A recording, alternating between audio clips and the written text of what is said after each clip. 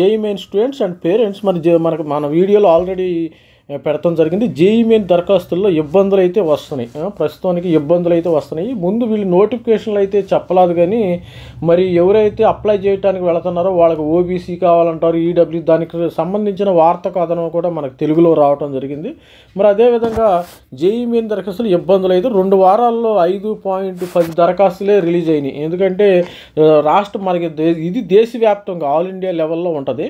మనకి దేశవ్యాప్తంగా 14 లక్షలు మరి రావాలి. ఈ సంవత్సరానికి ఇదే టైంకి 12 లక్షలు అయితే రావటం జరిగింది. మరి ఇదే టైంకి ఇప్పుడు రిజిస్ట్రేషన్ 12 లక్షలు అయింది లాస్ట్ ఇయర్ అయితే. ఇప్పుడైతే 5 లక్షలే, సగం కూడా 50% కూడా అవ్వాలా. మరి దీనికి కారణం ఏంటంటే మెయిన్గా మరి ఈ యొక్క ఓబీసీ, ఈడబ్ల్యూఎస్ మరి సర్టిఫికెట్లు అడగటమే. వాటిని ఎవరు డేటు, టైము, ఎవరు రిలీజ్ చేశారు, ఎప్పుడు రిలీజ్, ఇవన్నీ చెత్త క్వశ్చన్లు ఎన్టీఏ వాళ్ళు అడగటమే దీనికి ప్రధానమైన కారణం. మరి పిల్లల్ని, స్టూడెంట్స్ని ఇబ్బంది పెడటానికి వీళ్ళు ఎన్టీఏ వాళ్ళు ఉండట్టున్నారు. స్టూడెంట్ని ఎప్పుడు జస్ట్ వాళ్ళని డిక్లరేషన్ ఇవ్వమానండి. డిక్లరేషన్ ఇస్తే వాళ్ళు జోసా కౌన్సిలింగ్ వచ్చినప్పుడు వాళ్ళు అప్పుడు ఇస్తే సీట్ ఇస్తారు, ఇవ్వకపోతే సీట్ ఇవ్వరు, అంతే. అంతవరకే నెక్స్ట్ ర్యాంకర్కి ఇవ్వచ్చు, ఇబ్బంది ఏం లేదు. కానీ వీళ్ళు ఎందుకు మరి ఇలా ప్రవర్తిస్తున్నారో మరి అర్థం కావట్లేదు. జేఈ మెయిన్ దరఖాస్తు చేసుకునే ప్రక్రియలో పలు ఇబ్బందులు తలెత్తడంతో ఈసారి తొలి 2 వారాల్లో కేవలం 5,10,000 మంది మాత్రమే దరఖాస్తు చేసుకున్నారు. గత ఏడాది 12,20,000 మంది దరఖాస్తు చేశారని సీఎం వార్తా కథనం ఎదురు. ఈసారి దరఖాస్తు ప్రక్రియ అక్టోబర్ 28 నుంచి ప్రారంభంగా ఈ నెల 22తో అయితే లాస్ట్ డేట్ ముగుస్తుంది. కాగా సర్టిఫికెట్లో ఆధార్ కార్డుపై పేరు తేడాలు ఉండటం, రిజర్వేషన్ కేటగిరీలో EWS, OBC, NCL, non creamy layer విద్యార్థులు ఆయా సర్టిఫికెట్లు పొందాలని నిబంధన విధించడం మరి ఎన్నో వివరాలు నమోదు చేయాల్సి ఉండటంతో దరఖాస్తు చేసుకోవడం ఆలస్యమవుతుందని విద్యార్థులు చెబుతున్నారు. రానున్న 10 రోజుల్లో భారీగా దరఖాస్తు చేసుకున్నారని నిపుణులు అయితే ఎక్స్పెక్ట్ చేస్తున్నారు. ఇప్పటికైనా ఎన్టీఏ వాళ్ళు ఈ యొక్క ఇబ్బందిని ఈడబ్ల్యూఎస్కి సంబంధించి మరి ఓబీసీ, ఎన్సీఎల్కి సంబంధించిన ఆ యొక్క ఆప్షన్ అయితే తీసేస్తే best. Just declaration whether you are EWS or not, just declaration OBC NCL, whether you yes or no, అంతే. just declaration is enough. కానీ వీళ్ళు టైం ఏంది, ఎవరు ఇచ్చారు, ఎందుకు ఇచ్చారు, ఎప్పుడు ఇచ్చారు అని చెత్త ప్రశ్నలు అడిగి మరి పిల్లల్ని అందరినీ ఇబ్బందులు పాలు చేస్తున్నారు. దీనివల్ల ఏంటంటే వాళ్ళు జేఈ మెయిన్కి ప్రిపేర్ అయ్యేటప్పుడు మానసిక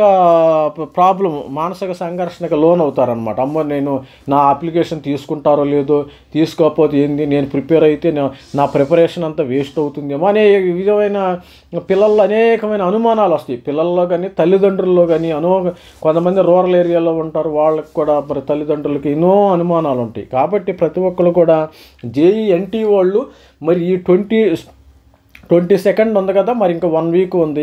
ఈ 22nd లోపు వీళ్ళు ఇవాళ రేపు కానీ దీని మీద ఒక వివరణ ఇస్తే బాగుంటుందని మన ఛానల్ తరపున, వాళ్ళు ఎక్స్ప్లెనేషన్ ఇస్తే బాగుంటుందని మన ఛానల్ తరపున మరి వాళ్ళకి చెప్తున్నాను. మరి అదేవిధంగా ప్రతి ఒక్కరు కూడా ఇది మీడియాలో సర్క్యులేట్ అవుతుంది. ఇలాంటి న్యూస్ 2 రోజుల నుంచి అయితే మీడియాలో సర్క్యులేట్ అవడం జరుగుతుంది. ప్రతి ఒక్కరు కూడా మరి ఇలాంటి ప్రాబ్లం ఏముండదు. మీరు మన ఛానల్ తరపున చెప్పేది ఏంటంటే ఓబీసీ, ఎన్సీఎల్ వాళ్ళకి, ఈడబ్ల్యూఎస్ వాళ్ళకి మీరు అప్లై చేసుకోండి. అప్లై చేసుకుని ఏదో వాళ్ళు ఏ విధంగా అన్నారు మీరు కూడా ఉండట్టే పెట్టండి, ఏం కాదు, ఏం నష్టమేం లేదు. మీరు నా సజెషన్ అయితే మీరు వాళ్ళు టైము డేట్ అడిగారు కదా, ఏదో టైం అయితే ఫిల్ చేయండి. సపోజు ఇది నవంబర్ కదా, అక్టోబరు మరి ఏదో టైం ఇచ్చేసి, ఎందుకంటే ఎగ్జామినేషన్ అయిపోయిద్ది. మనం కూడా రాంగ్ రూట్లోనే వెళ్ళాలి. మనం ఎగ్జామినేషన్ అయిపోయింది. ఎందుకంటే ఈ ఈడబ్ల్యూఎస్కి తర్వాత ఓబీసీ, ఎన్సీఎల్కి 1 year వ్యాలిడిటీ ఉంది. మీరు కరెక్ట్ ఇచ్చినా తప్పిచ్చినా మీరు కరెక్ట్ ఇచ్చినా తప్పించినా ఇది జస్ట్ మార్చి 31st అయితే ఇది ఎక్స్పైర్ అవుతుంది. మీరు ఇచ్చిన డాక్యుమెంట్ అయితే ఎక్స్పైర్ అవుతుంది. ఏప్రిల్ 1 నుంచి అయితే ఫ్రెష్గా తీసుకోవాలి. సపోజ్ మీరు కరెక్ట్ ఇచ్చినా తప్పించినా దానివల్ల ఒరిగేది ఏమీ లేదు. నా సిద్ధాంతం ప్రకారం ఏప్రిల్ 1 నుంచి ఫ్రెష్గా తీసుకోవాలి, మళ్ళీ తీసుకోవాలి. ఎందుకంటే ఇది పనికిరాదు. మీరు డేట్ ఇచ్చినా ఈగిపోయినా మీరు డేట్ ఇచ్చేసి అప్లికేషన్ ముందుకెళ్తుంది. ఏదో డేట్ పెట్టండి, అప్లై చేసినట్టు మరి ఈ సేవలో ఎక్కడో అప్లై చేయండి, అప్లై చేస్తే మరి అప్లికేషన్ నెంబర్ వస్తుంది. ఆ అప్లికేషన్ నెంబర్ కూడా మీరు పెట్టండి. ఆ విధంగా ముందుకు వెళ్ళిపోయింది. దీని గురించి ఆలోచించి మీరు మైండ్ చెడగొట్టుకోమాకండి ప్రతి ఒక్కళ్ళు.